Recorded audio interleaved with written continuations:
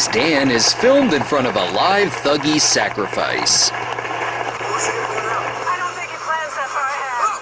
I'd cover my ears if I were you.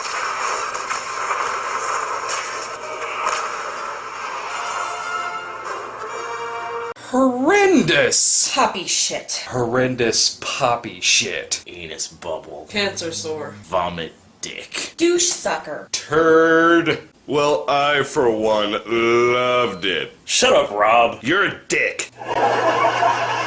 Can't believe they made another Indiana Jones movie. I can't believe they made it so god-awful. Years of waiting, and this is what they give us. A human being cannot survive a nuclear blast in a fridge. Yeah, right. There was like it's all totally useless anyway. The original trilogy is perfect. Yeah, Raiders of the Lost Ark, Last Crusade. And of course, the best out of all of them, Temple of Doom.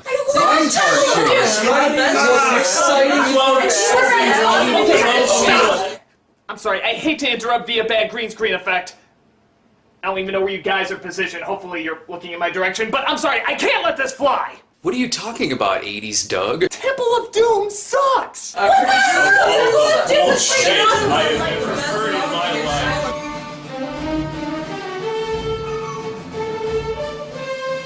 Yeah, I know people really hate Kingdom of the Crystal Skull, but how come Temple of Doom always gets a free pass? It has some of the silliest scenarios, the stupidest lines, and the most obnoxious characters. So how come this one usually gets overlooked whenever talking about bad Indiana Jones flicks? Because it's awesome. It's not. It's terrible. And to prove it, I'm gonna go over and show just how friggin' silly this film is. You're gonna find something silly in an Indiana Jones film? Good luck there, pal. Let's begin. Well, at least to its credit, it does start off like an Indiana Jones movie. I mean, you got the mountains, the rough and gruff tone, the epic feel of adventure, the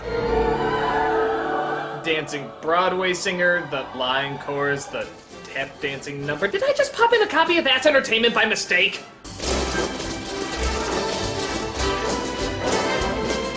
What the hell is this? Would you ever guess this is an Indiana Jones movie just by the opening?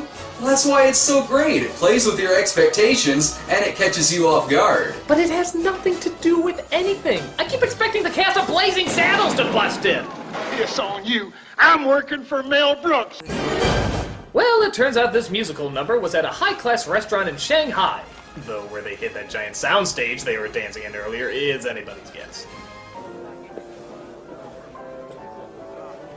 Of all the lame-ass sequels and lame-ass franchises, Lucas had to make one in mine. You found Muachi. You know I did. So Indy's about to exchange an ancient artifact, but not until he gets paid. But they don't want to pay until they get the artifact. He's going to deliver him now. Say, who is this Hachi? Our hero, everybody! When he's not holding knives to women's backs, he's drowning puppies in buckets of poison. Then again, I guess Indy always has been a bit of a prick when it comes to helping women. He holds a knife to his future love interest, he finds his other girlfriend kidnapped only to leave her behind, he has another chance to save her but throws it away just to see what's in the box! And Elsa, well... she was a Nazi anyway. The diamond, Lao. You bring me Nuhachi. This Hachi's a real small guy. Yeah, that galaxy of non-pleasure is known as Kate Capshaw, playing the ever-annoying love interest, Willie. He put 2 holes in my dress from Paris. She's so obnoxious that even when Indy is poisoned and threatens to kill her for the antidote, the gangsters don't give a shit. You give it a go. I find another. I wish the screenwriters had the same attitude. Indy has a backup waiter, but he just proves to be a wasted script page. Indy! Don't worry, Luan. I'll get you out of here. Not this time, Indy. I followed you on many adventures. None of which we'll address or make movies about. Into the great unknown mystery. I go first, Indy. Farewell, totally pointless Lucas character. You'll be buried next to Mac from Kingdom of the Crystal Skull and the Bothans from Star Wars. But he offers a Shishka die, and there's an all-out melee for the antidote and the diamond.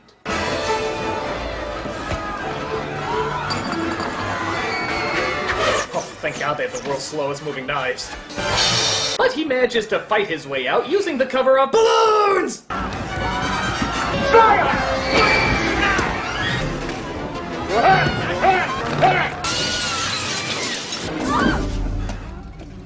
Wow, holy smoke! And now I introduce you to the second most annoying character in this movie. That pile of puke from Goonies, Short Round. Oh no, you're picking on a kid that's just low. It's not like he was Jake Lloyd. Well, that kid was shit. You cheat, Dr. Jones, you cheat! Yeah, I don't care if he's a kid. I don't care if that's his real accent or not. The squirt is fucking obnoxious. Why? Because he shouts every single one of his lines. You say to stand against the wall! Dr. Jones, what you look at? Don't drink, it's bad! Strong wood! Come on! Crash landing! Let's go! It wasn't me! It's you! Hold on to your potatoes! Yeah, practically every other line he says in this movie, he screams at the top of his lungs. And is there anything more annoying than someone that just screams every other line they say? I mean, that's really obnoxious!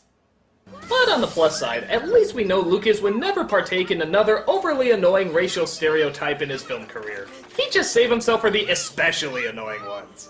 Step on it! Okie dokie, Dr. Jones, hold on to your potatoes! Crying out loud, there's a kid driving the car! Oh, come on, it's China. The kid should have like 5 jobs by now. Where's my gun?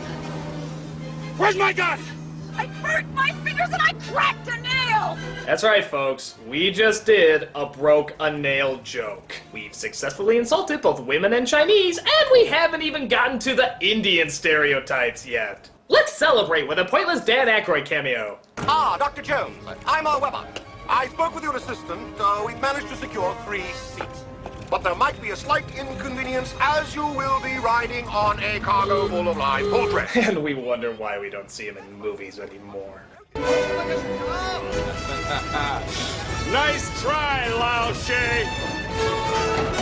But it turns out the plane has been sabotaged by Lao Che, and they... Oh, I remember. He has the most diabolical plans for them. Oh, what? Do the pilots slit their throat while they're asleep, or shoot him in the back or something? No. They conveniently fly him all the way to India, then jump out of the plane, leaving all their cargo behind. Well, wait, why the hell did they do that? They jump out of the plane into the middle of nowhere. They're in the mountains. They had a plane and they just jumped out of it. Wouldn't it have made more sense if they just killed them and then still delivered that cargo to their destination?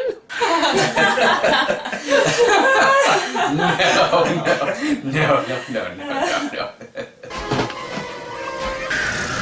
About! We're not sinking! We're crashing! Jesus, did she really just bite her fist? Why don't you just give her a frying pan and a rolling pin throughout this movie? No.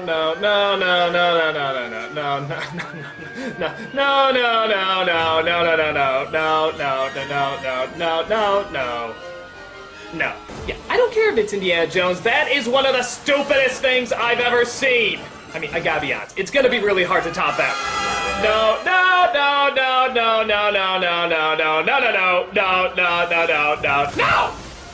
So let me get this straight. Surviving an explosion in a fridge is going too far, but this is totally believable. This is not going beyond any realm of plausibility that you would find distracting. Well, yeah, that was a fridge. This is a raft. Yeah, they're totally different. They come across an Indian Doc Brown, and he shows them their village, where apparently their evil government has taken a magic stone, which caused all the water to dry up and the crops to die. And apparently they took all their children away as well and forced them into manual labor. Most likely stolen by this man. They do this because children make better workers than adults twice their size and strength? This is intolerable! So the mission is on for Indy to find the stone and bring back the children. Well, obviously this is too dangerous to bring a small child and a useless comic relief when— God damn it! I can't go to Pancot! I'm a singer! Oh, I need to call my agent. Is there a phone? Anybody? I need a phone! Why does he bring her along anyway? I mean, the kid, odd to say, can be useful sometimes, but she has literally done nothing to contribute. Is it just that the village doesn't want to put up with her anymore? Oh, I need to call my agent. Is there a phone? Anybody? I need a phone! Trivela ratne pihitay. Ape lamay apahule bend.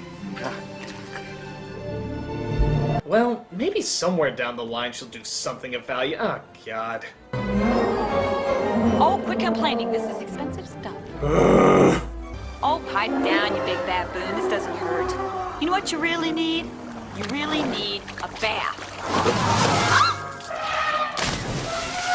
This is why Superman works alone. That's right, movie. You made me quote Batman and Robin. This character is so horrible that I was forced to use a Batman and Robin quote.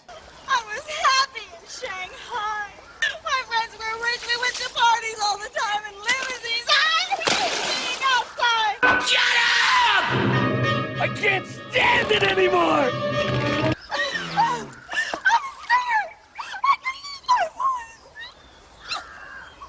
That's it. I'm changing my top 11 dumbasses in distress. I'm switching her out with Jubilee and putting Willie in the number 5 spot. Yeah, Jubilee's fashion sense was much weirder, but you know what? She fucking tried.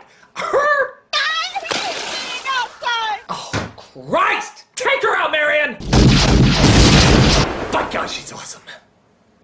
I think we'll camp here tonight. Well, at least they decided to burn her. That's the least this movie can offer us. What you got? 260.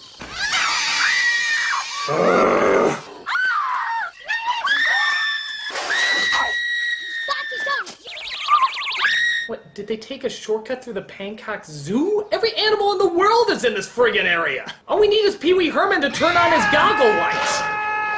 Why are you dragging us off to this deserted palace? That's Shiva, and what's he handing the priest? Rocks. He told him to go forth and combat evil. And to help him, he gave him 5 sacred stones with magical properties. Magic rocks, fortune and glory. Sweet dreams, Dr. Jones. I believe in a magic carpenter who came back to life as a zombie, thank you very much. So they make it to the palace where they seem to be greeted with friendly people. This is Miss Scott. This is Mr. Round. Shut down. My name is Indiana Jones. Well, you all sound like perfectly normal people to be taken seriously. Let me take you to the center of our government. So they meet the ruler, Maharaja. Verdict's still out on the gender there. And we partake in one of the more famous scenes of the movie.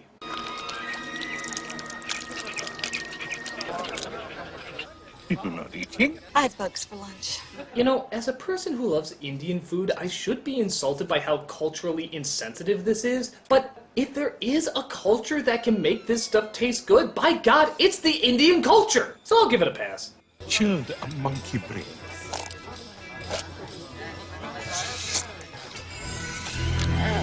Oh, come on, lady. What do you think you're gonna eat when the original caretaker from The Shining is at the head of your table?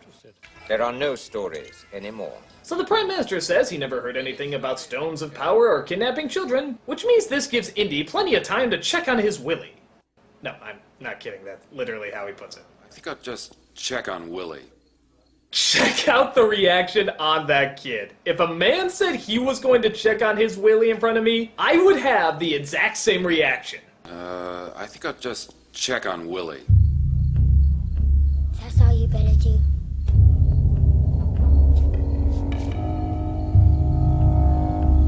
Thus, Indy goes to gaze at his Willie, and we partake in romantic banter. I'm a scientist. So as a scientist, you do a lot of research? Always. I see you left your soft focus on. But it turns out they both want to play hard to get, and they go to their rooms waiting for the other one to enter.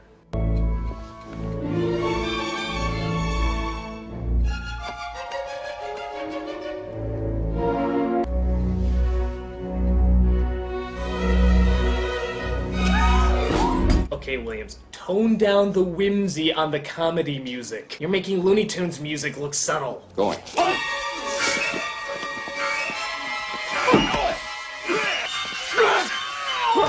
Indiana Jones! This is one night you'll never forget. Really? The kid is sleeping through all of this? Surely the sound of people not laughing at Kate Capshaw's jokes would have woken him up eventually.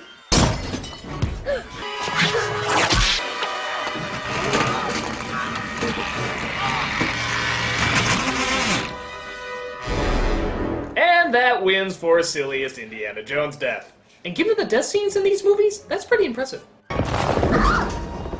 So Indy finds a secret passage in one of the rooms and brings down the grown, mature adult to accompany him. Oh wait, no, sorry, he brings Short Round with him instead. Because she is literally so goddamn annoying that the young little Chinese boy who can barely speak English is actually more useful. Indy! But they get caught in a booby trap, which I guess makes sense, it was introduced to them by a booby door, and Willie has to go in and save them. Willie, hurry! I can't do it. You can do it. Feel inside. You feel inside! Do it now! Okay! You know what? Let it crush us. It's more dignified to go out this way than to know we had to be saved by her.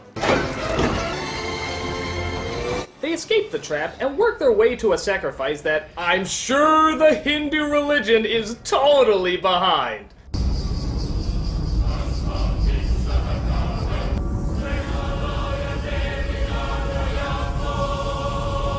It's a thuggy ceremony. They're worshiping Kali.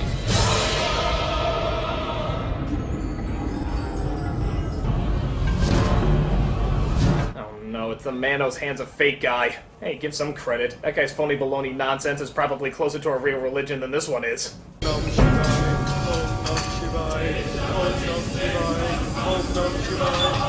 And because all religions are 100% factual in the world of Indiana Jones, the stones do in fact have supernatural powers. It's weird, they even reference the coexistence of other gods in this movie. Then the Hebrew God will fall, and then the Christian God will be cast down and forgotten. These films should be called Coexist the Bumper Sticker the Movie. And apparently those stones do some really freaky ass shit too.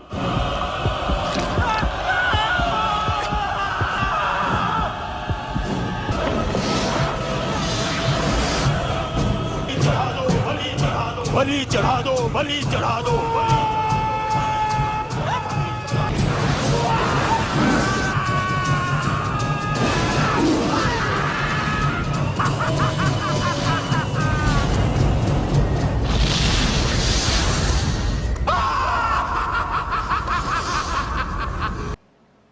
Jesus Christ, movie! I mean, I know the Indiana Jones films can be crazy in their death scenes, but holy shit! This is like something a psycho would write! Yeah, it's like how they fire journalists at Fox News! Om Nam Shiva, Om Nam Shiva, Om Nam Shiva, Om Nam Shiva, Om Nam Shiva, Om Nam Shiva, Om Nam Shiva, Om Nam Shiva, Om Nam Shiva, Om Nam Shiva, Om Nam Shiva. So once Indy sees they just use the stones to creatively kill people and, I don't know, make jack-o'-lanterns, he sneaks towards the holy relic with no guards, of course, and takes it for his own. But he hears the sounds of children in distress and sees that the villains are using them to mine for more magic stones. Hi-ho, it's home from Earthly. All of them get captured trying to save the kids, and honestly, this is one of my major problems with the movie. It's just downright unpleasant. I mean, yeah, the other films have creepy scenes and crazy visuals and such, but the whole middle of this movie is just dark caves, people being whipped, and children in pain. Yeah, fucking sign me up for that, please! I pray to Shiva. Let me die. But I do not. The other films could get grim, but there was a sense of fun and clever lightheartedness to set it off. I said clever lightheartedness! This is mostly just watching people suffer. It's not fun and it doesn't add to anything particularly dramatic, so it just seems sort of needlessly cruel. Oh, come on, it has a point. It's to make the villain more memorable. Yeah, everyone remembers creepy, weird skull hat guy. Oh yeah? What's his name? Creepy, weird skull hat guy. Duh.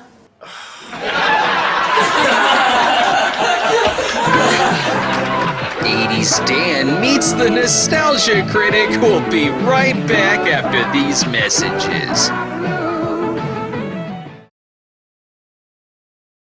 We now return to 80s Dan meets the Nostalgia Critic.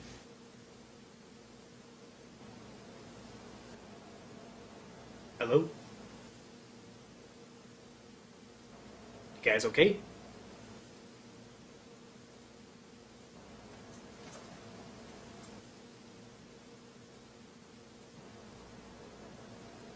So they take him to the torture chamber. They try to make him drink from Dawson's head, but he does the unthinkable. He spits it out! Holy shit, no one's ever thought about doing that, wow! But they beat the crap out of the little kid to force him to drink it.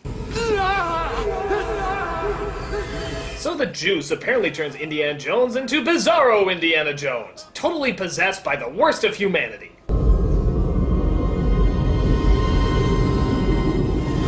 Metachlorians is a great idea. This leads him to try and sacrifice Willie to the lava pit. Okay, maybe he's not totally possessed by the worst of humanity. I'm not gonna have anything nice to say about this place when I get back. The feeling's mutual about your performance, honey.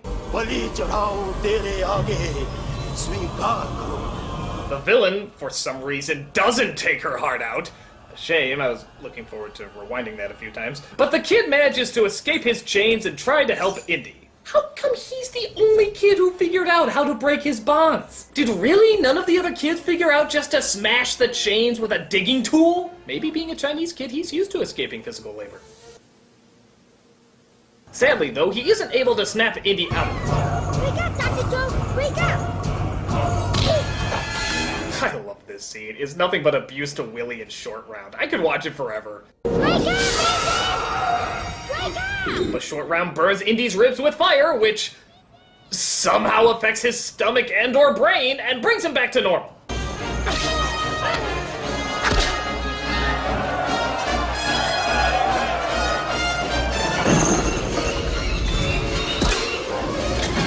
Oh, come on. The other guy was set on fire when he was that close. Her perfume alone has to be flammable. Until next time, Batman! So he pulls his Willie out, but she isn't aware if it's him or not. So she slaps him, making a punch sound effect for some reason, until she realizes he's back. So they all go to save the kids, strike that. Indy and Short Round go to save the kids while Willie just watches. God, I hate her. While Indy has his battle with the second to last boss you usually fight at the end of a video game.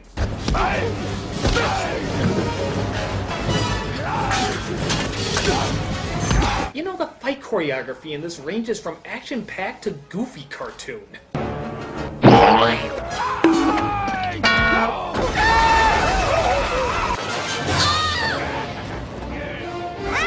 Oh, save me, tiny little Asian boy! I hope Indy never knows he can do better than me. They get to the mining cart to escape, and yeah, I'm not gonna lie, this is actually a pretty cool action scene.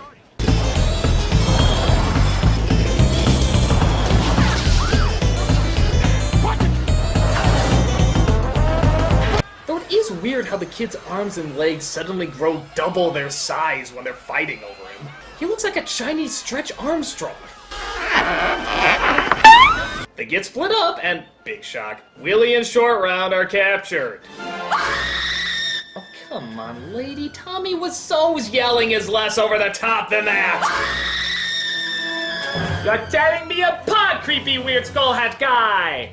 And I think most of you know this setup. He's in the middle of the bridge and is looking for a way out. Prepare to meet Kali in hell. I couldn't resist. No, here's what really happens.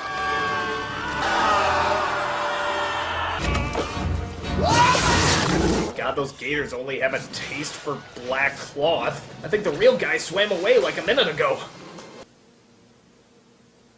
Here's another silly moment. Indy actually makes the guy punch himself.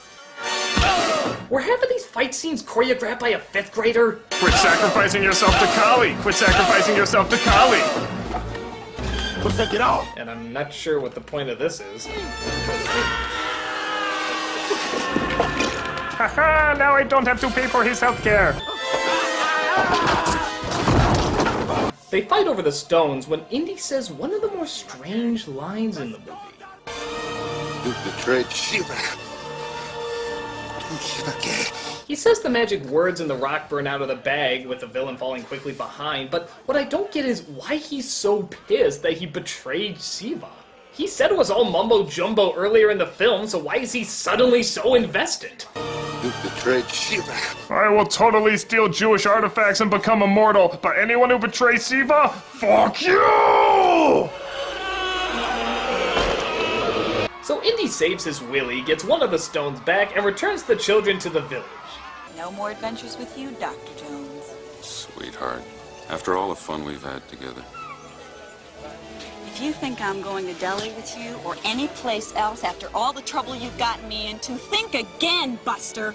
I'm going home to Missouri where they never feed you snakes before ripping your heart out. It's official. We're editing you out of the special edition. We'll just replace you with Jabba the Hutt or something. Sir, I need a guide to deli. If you could show me the way. Yeah, one fractured hip later. So Indiana Jones whips his Willie, gets his Willie wet, and even kisses his Willie in front of all these innocent children. What else can you say but, feels so wrong? There, that was Temple of Doom. By far the best Indiana Jones film ever. Ah, jeez, really? After all that? Well, you know, it's very campy. It has a dark tone, and it takes itself probably more serious than it needs to, just like a real B-movie serial. Part of the fun is that it is so over-the-top and intense, unlike Crystal Skull, which was more safe and forgettable. Well, to your credit, I can kinda see where you're coming from. Well, I don't think it's a good movie, and I mean by any means. You could at least make the argument that it is an unforgettable movie, and that at least it went all the way with what it was doing. Where Crystal Skull technically doesn't have as many bad things in it, it also didn't take as many risks, and left very little of an impact on most audiences. So when you get down to it, I guess the real question is, what's worse? Something horrible but at least memorable, or something average but totally forgettable? Whichever one means Temple of Doom, I'm down for that. Is down for that technically an 80s term? Don't question my reality. So, I guess the debate for which is the worst Indiana Jones movie is still up for arguing. But there is one thing that I know for sure. I am so glad that I do not have to live in the 80s anymore. It's okay. They're glad not to have you. I'm the Nostalgia Critic, and thanks for the team at 80s Dan for getting through this movie with me. There's only one way to end this, guys. Freeze frame.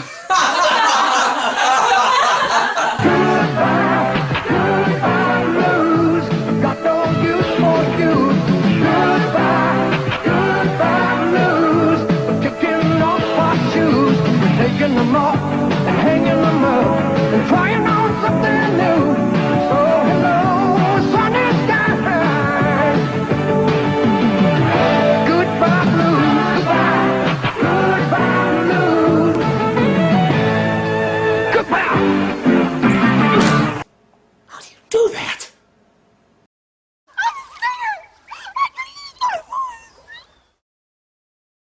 Yeah, everyone remembers creepy, weird skull hat guy. His name is Mulleron, you asshole.